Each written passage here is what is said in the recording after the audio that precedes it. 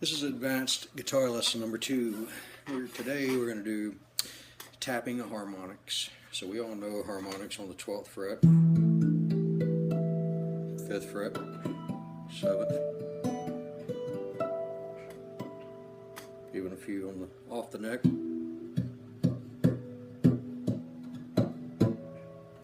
Third fret. But today we're going to talk about tapping them with a chord. So what we're going to do is make a G chord, a G bar chord, 3rd fret. See my guitar there? 3rd fret G chord. I'm just playing through a clean amp, clean guitar, no effects. You can do this with a delay pedal, a chorus pedal. Sounds really good with those two effects, as well as flange, phaser, whatever you want to do with it after we go over this. So what we're going to do, just as we go to the 12th fret to get our harmonic on our open strings, we're going to do that same technique with a chord. So you make your G major bar chord on the 3rd fret. Now we're going to come down 12 frets and we're going to tap on top of the fret wire to make a harmonic. So we need to come down 12 frets from this entire chord, not just 12 frets from the 3rd fret, but that's where we'll start. So if we need 12 and we already are on the 3rd, we're going to do a little math. 12 plus 3 is 15. We're going to go to the 15th fret. We know the 12th fret is here with 2 dots on your guitar usually. 12, 13, 14, 15 is this fret. So what you do is I use my middle finger. You could probably use your index finger if you want. I use my middle. You give it, your wrist is going to do a little popping motion, and you see you get a harmonic.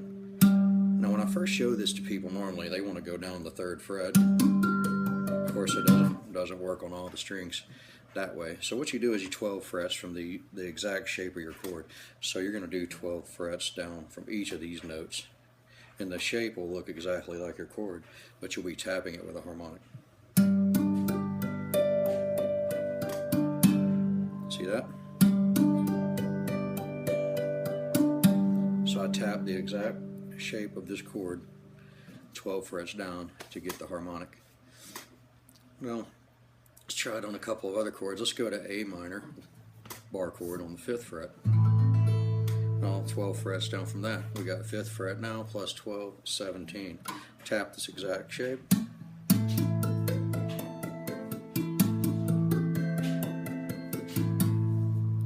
We got your A minor chord.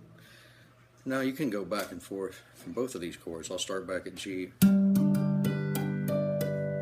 back over to A minor, G,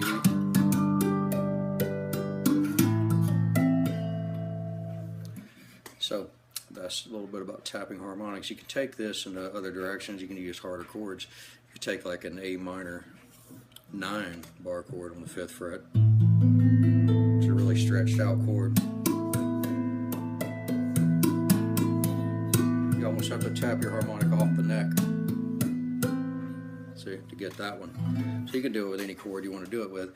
It doesn't work great with open chords because of the open chords having the open strings. You have to tap on the open strings, and it's not that great of a sound. We can do it. And there's E minor on 2nd fret. So E minor I would tap open, then come over here.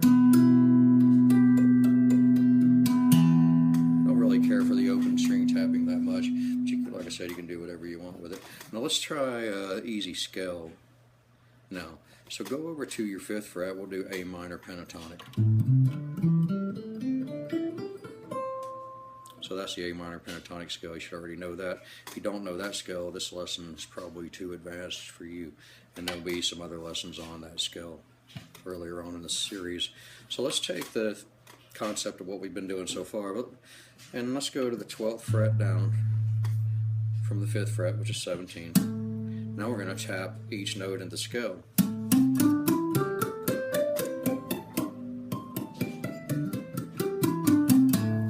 Gets a little more difficult.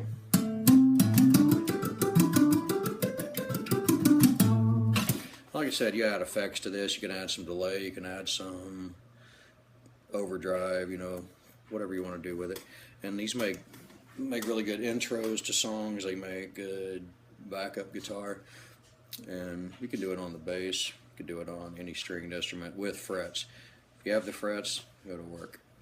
So that's it for advanced lesson number 2, tapping harmonics over a chord and a scale. Bye-bye.